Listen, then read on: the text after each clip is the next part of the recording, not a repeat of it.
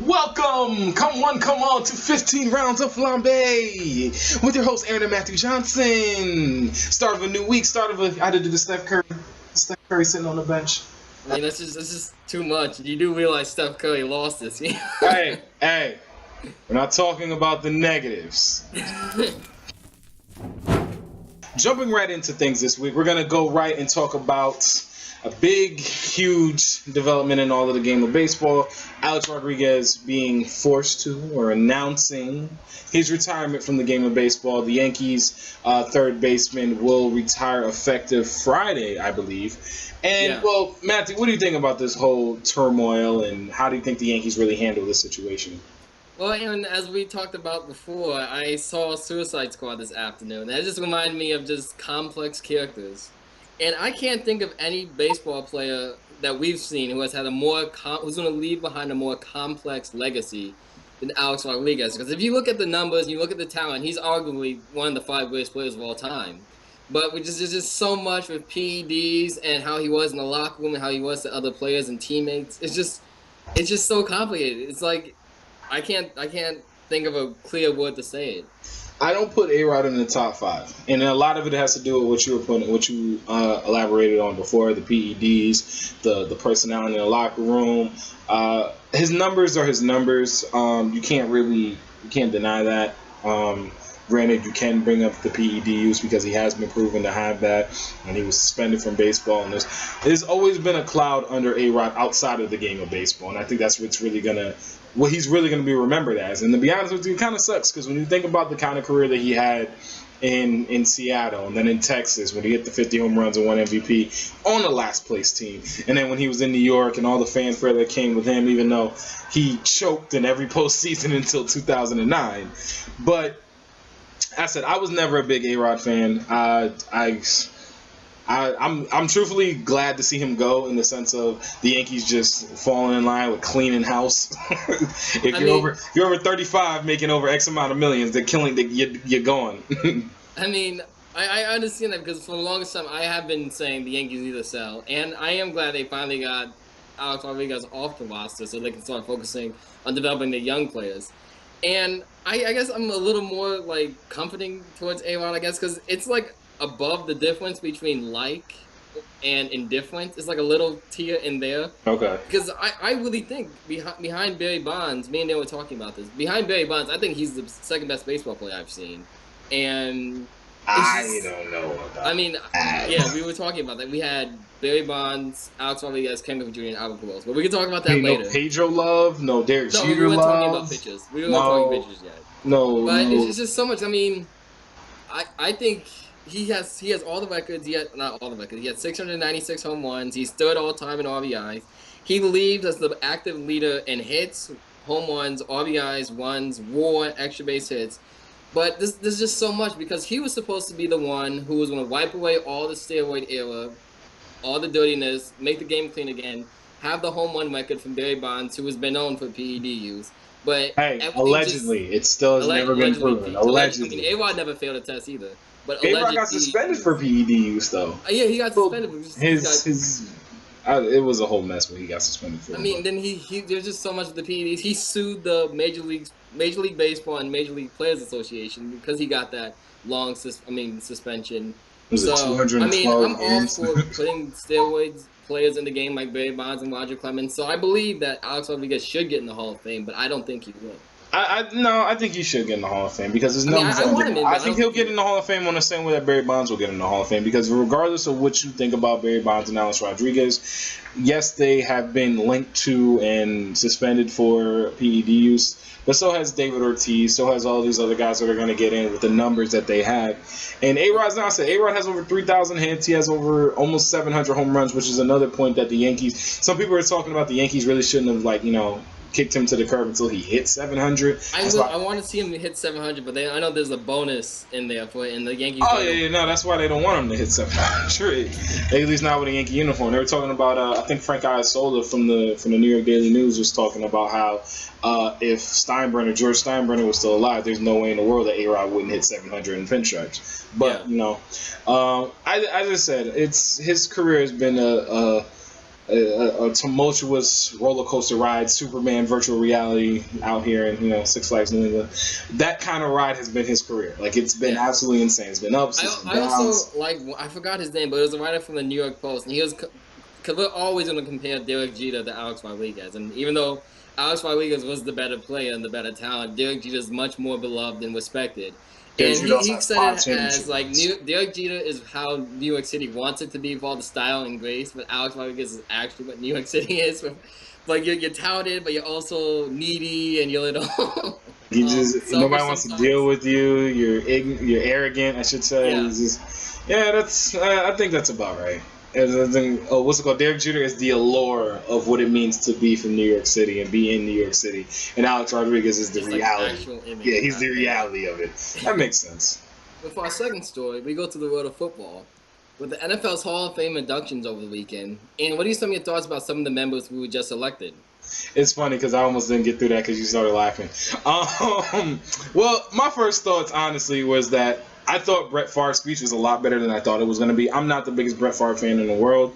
I know he's a great quarterback. He's an all-time great quarterback. But I was never a huge Brett Favre fan, regardless of what it was that one year he was on the Jets, whatever the heck you want to call that. But I really thought his speech was touching. I really thought it was enjoyable. I thought Tony Dungy's speech was going to get a little bit more fanfare than it did. I'm glad Marvin Harrison got in. Kevin Green was funny. I said overall, the NFL does a really good job of having a strong ceremony as a whole when they're bringing back former players, bringing back players that are already in the Hall of Fame. So they're always remembered for some of the iconic moments that they have. Emmitt Smith calling out Moose Johnson, Michael Irvin at the podium crying. They have some really iconic moments. So I enjoyed it. Overall, I enjoyed the ceremonies. What do you think, Matthew? Yeah, I mean, I agree. Obviously, Brett Favre was like the main star going to this weekend. He's a 3-time MVP. One of the greatest players at his position. Like you, I'm not the biggest fan of Brett Favre because I know I'm not the big gunslinger. But he's the ultimate gunslinger. He's the one that brought gunslingers in the mainstream. The NFL Network has a top 10, and it was heartbreaking losses, and usually had individual games. But one of them was Brett Favre at NFC Championship games because it was just too many. But Brett Favre, he wasn't one of my favorite players, but I always enjoyed watching him. He always had the most fun, it seemed. And I really liked Eddie DeBarros Jr.'s speech. He was the owner of the San Francisco 49ers for the longest time. He brought in Bill Walsh, Joe Montana, Jerry Rice, and which brought in all those championships in the 80s and 90s. I found his speech impressive, and I'm a big fan of NFL history. So it was nice seeing Orlando Pace from the Greatest Show on Turf teams making it in, and I'm also a big fan of Ken Stabler finally getting in. Yeah. Unfortunately, he had passed over these past few years, and he was unable to attend, but his family was there. It was nice to see one of the most underrated quarterbacks of the 70s finally get in. Yeah, I was actually kind of surprised that Ken Stabler wasn't in the Hall of Fame until this year. I was a little surprised by that. Orlando Pace was just an anchor for those Greatest Show on Turf teams that when I was younger I really didn't like the Rams, partly because you like the Rams, and I've never been a huge Marshall Faulk fan, and Marshall Faulk's Marshall Faulk's your great favorite. He was my first, him and Torrey Holt were my first two favorite players. Yeah, I know you idolize Marshall Faulk, but I was never a big Marshall Faulk fan. But as I got older, I realized that Greatest Show on Turf team was something special.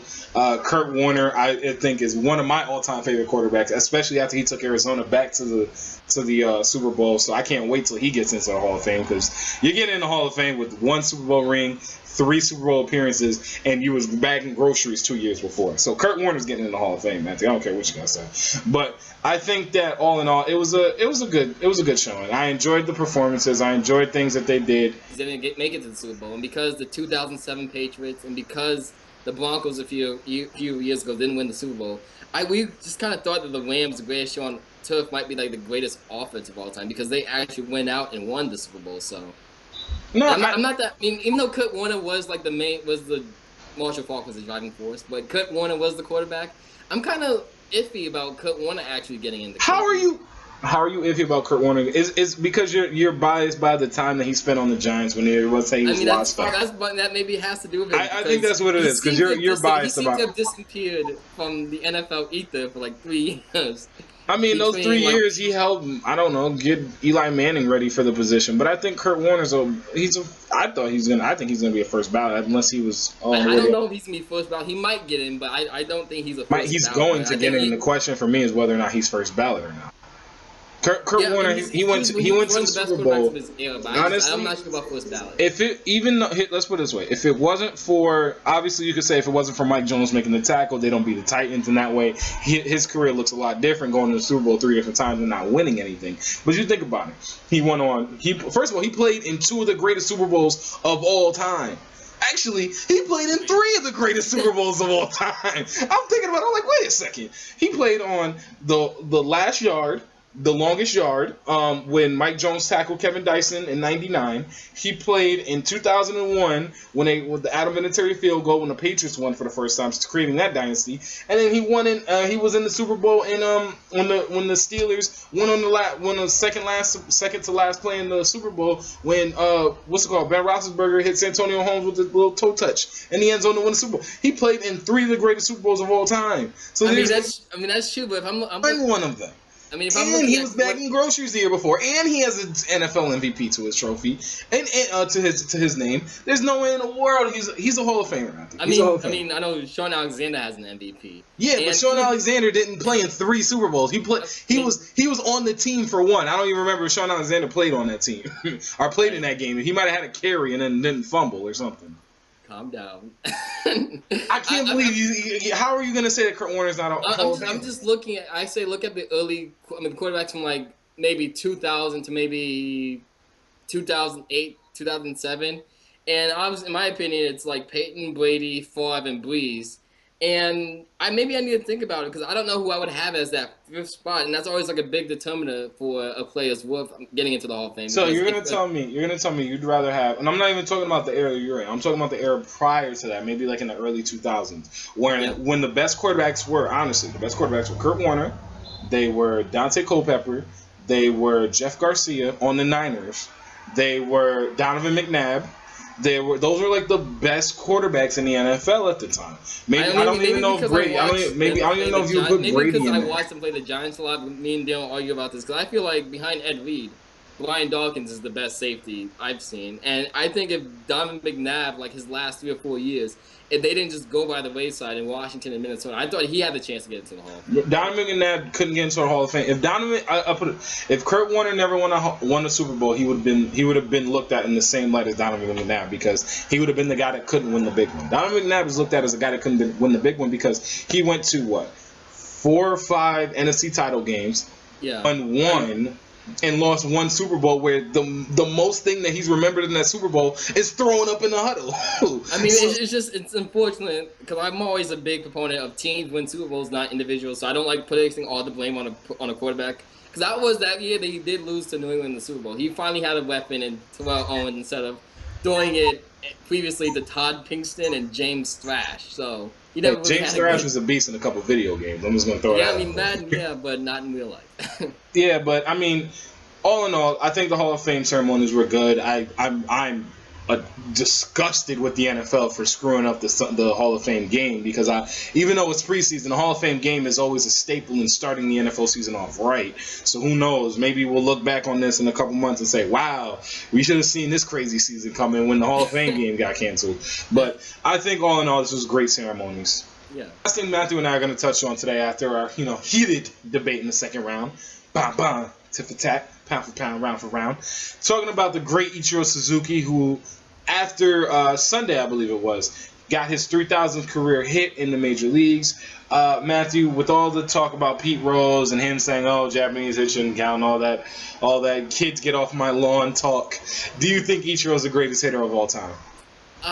That's a big question to throw at me, and like we finally get to a topic that we actually agree upon. Like Ichiro is one of the greatest hitters of all time, but I think there's just too many great hitters. I think actually thinking about it, Ted Williams to me is the greatest hitter of all time, but I was throwing out some names in like modern time, past 25, 30 years. I was thinking Tony Gwynn, Wade Boggs, Miguel Cabrera, Barry Bonds, and Edgar Martinez. He's certainly up in that group, and maybe behind Tony Gwynn and Wade Boggs, I think he's up there. He's just the best. He's clearly the best hitter of our era. Don't forget Derek Jeter, because Derek Jeter is on that list also. But, maybe more consistency in hitting. Maybe. But I think Ichiro is up there. I agree with you. I think Ted Williams probably is the best hitter of all time. But when it comes down to the kind of career that he had, you can't put his numbers to the side. I think his numbers from Japan should actually count because it still is a. I think they should. I disagree because I mean, even though if it's saying like the all-time hits leader in professional baseball, I'm fine with that. But Major League Baseball, because it was two separate leagues in Major League Baseball history, no one to me has had more hits than Pete Rose. But if you say the most hits in professional baseball, then I'm fine with Ichiro.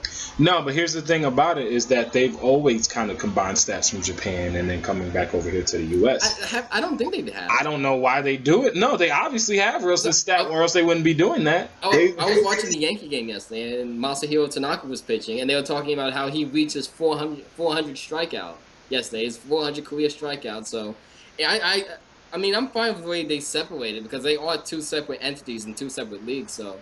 But I'm just saying, in the world of baseball, if you're saying the greatest, like the most hits in the world of baseball, I'm fine with each of. But if you're saying Major League Baseball, I say Pete Rose. I mean, I can understand that, but obviously the Major League Baseball is going at it with the former approach in the sense of it's combined for some reason, unbeknownst to me, is they're going to do Japan and for the major leagues, or I don't know how they're doing it. I don't understand why they're doing it, but I can agree with the fact that they will look at both. They've always looked at both, and I think it should stay consistent with that.